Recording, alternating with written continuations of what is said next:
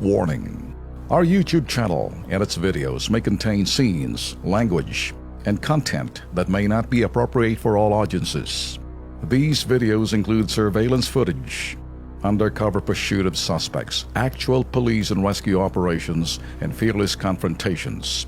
If you do not approve of the content, please do not watch our videos. If you wish to continue, we strongly advise that you proceed with caution. Viewers' discretion is advised.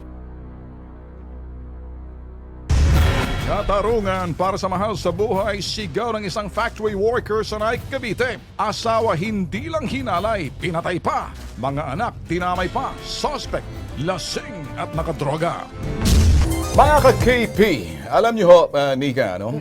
Hanggang ngayon, matindi pa rin debate sa kampanya ni President Digong laban dito sa mga illegal na droga. Pero ito mga antay na yan, diyan, pakinggan nyo to, ano? Isang ina na ni-rape at pinatay pa. Ang problema rito, ang pumatay rito, ang kanilang, yung suspect mismo, pinsan.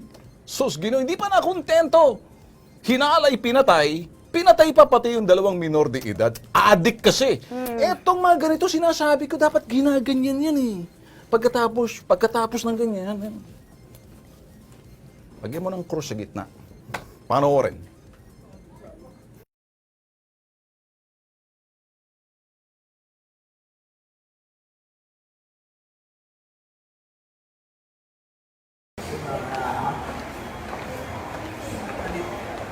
Bukas daw po lang loob sa galing niya.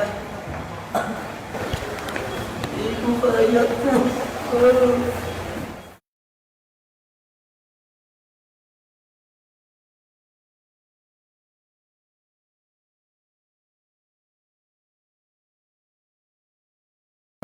Nako. Yun ang pinakita namin kanina, mga boss. Ayusin lang ho natin, ano? Kasi etong storya na to, matindi ho. Masakit ho para doon sa yun hong ama ng dalawang namatay na minor de edad.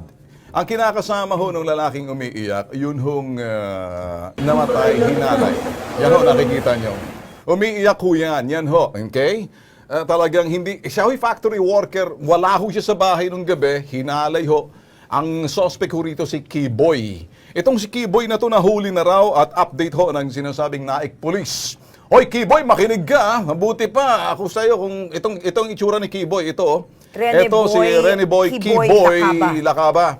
Pinsan to ng biktima. Hinalay niya, hindi pa siya kontento, pinatay pa gamit ang karet. Hindi pa kompleto, pati yung dalawang anak na minor de edad. Kaya ito mga tao na to, kaya kayo mga sinasabi, mga nagagalit sa droga, mga anti-anti, makinig kayo. Hindi lahat na sinasabi ninyo ay tama. Kung minsan, how do you feel sa mga suspect na ganito? Ito para sa akin, wala ng karapatan to, mahalubilo sa siyang sabihin na mapayapat, tahimik na lipunan. Ang kinakailangan dito, sabi ko nga kanina, una, medyo iba, bibisitahin. Ngayon, para sa akin, sabay ganun na lang, sabay. Tapos pagkatapos, tak-takpan, pinuhin.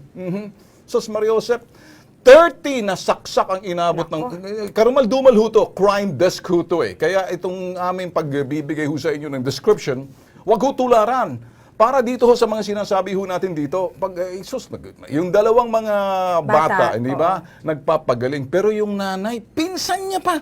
So yung nakita natin... Lango sa droga tong suspect si Kiboy. Bitag yung nakita natin kanina umiiyak. Yun ang mister. Yun ang ano. Pero congratulations naman sa Naik Police. Nahuli. Alam ko, ito na panaginipan ko, ito'y patay na. Nanlaban. Pustahan tayo. Ganon? Kaya kung kayo sa Naik Police nanonood sa amin, congratulations. Masama ako pag nanaginip eh. Pag nanaginip ka, nagkakatotohanan. Kapareho ng isang rapist sa Quezon City natin. Nanaginip, nanlaban. Talagang totoo nanlaban sa babaeng pulis. Ito, tapatan nyo ng babaeng pulis pagka sigurado, tapos bantayan nyo. Kasi pag nakita ng babaeng pulis to, nakikita nyo, grabe to. Grabe. Mga boss, hindi ho namin sinasensationalize yung galit at puot lang ho namin. Itong si Kiboy, matagal na raw pong may pagnanasas sa biktima. Yes. Pero isang sasabihin natin, na isangkot na sa krimen, at pagkatapos, adik-adik tong putok sa buho na to. Nasa listahan na daw ng tokhang itong suspect. Dapat na yan. Binabadali na yan.